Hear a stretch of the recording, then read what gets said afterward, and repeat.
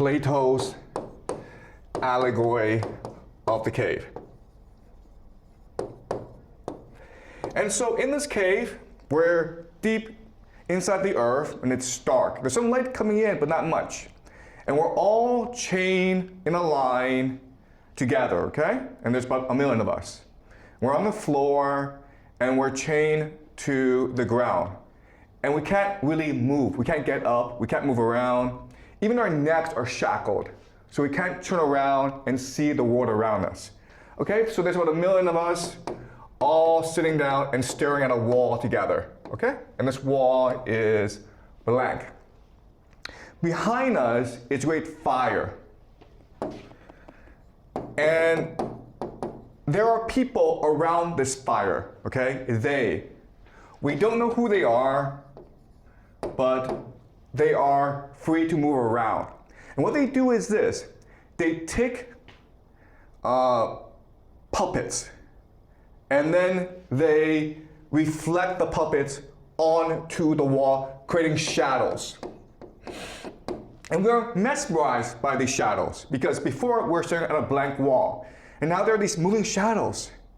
And we think these shadows are real because we don't know any better. So we give them names. Okay, we give them names and we create a language in order to tell stories about these shadows. And this becomes really our collective reality, okay? So another way of saying this is that reality is a collective conscious which is really a hallucination. Okay? All right. So there are certain things about this reality that we need to keep in mind.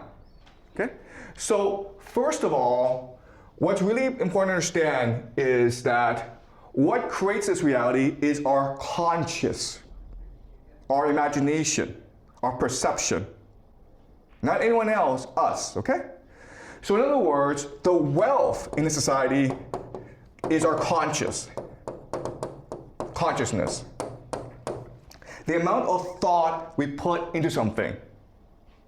And so let me give you an example. Let's just say that I were to ask you to make a vase to sell on the marketplace, okay?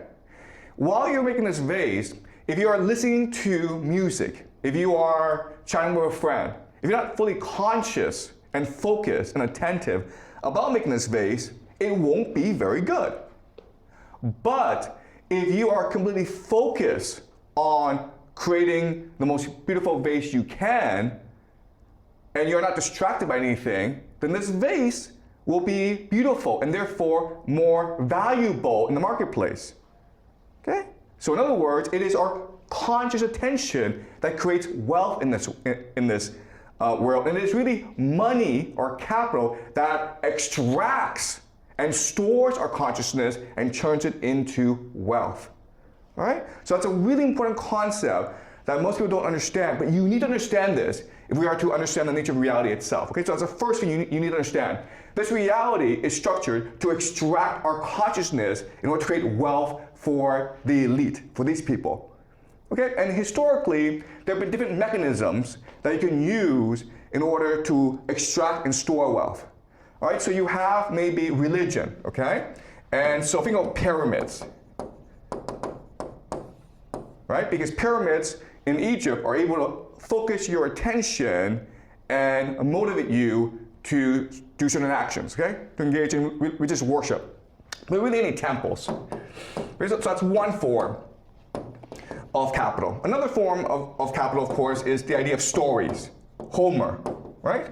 Homer is the father of Greek civilization because he wrote the Iliad and the Odyssey, which is able to focus people's attentions and drive them to great things.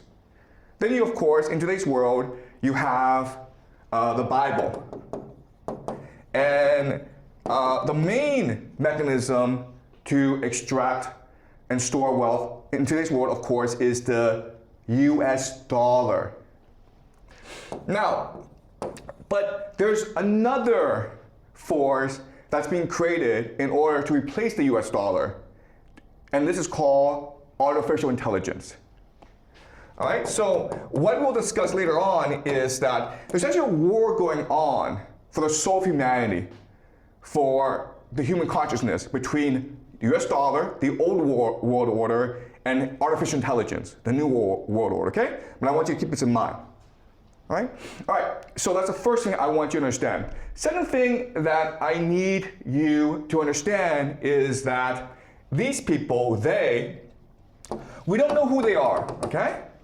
But what we do know is that they don't force us to do anything. There's not enough of them, okay? The way they maintain power is through manipulation and trickery and deception.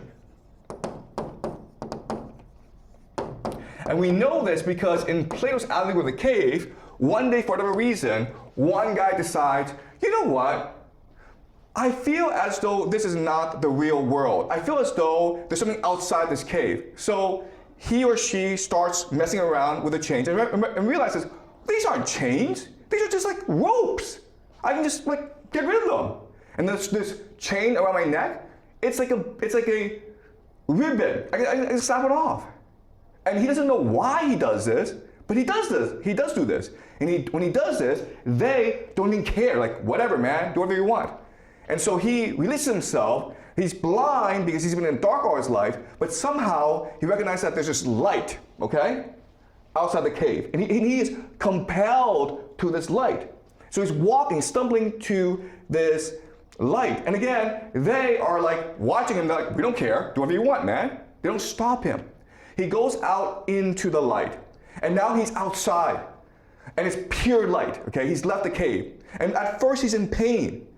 And he struggles to reorientate himself to this new world, but then eventually he falls in love with this world. It's a beautiful world. And it's like for him, heaven. And he's like, oh my God, this is the real world. The cave is a fake world that we created ourselves. Let me go back there and tell everyone about the truth. And when he goes back, the elite, don't stop him. Like, whatever you want, man, do whatever you want, okay?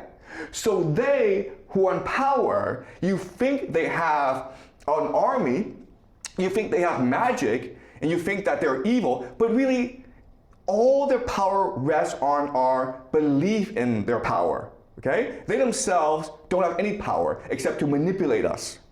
Okay, that's the second thing you need to understand.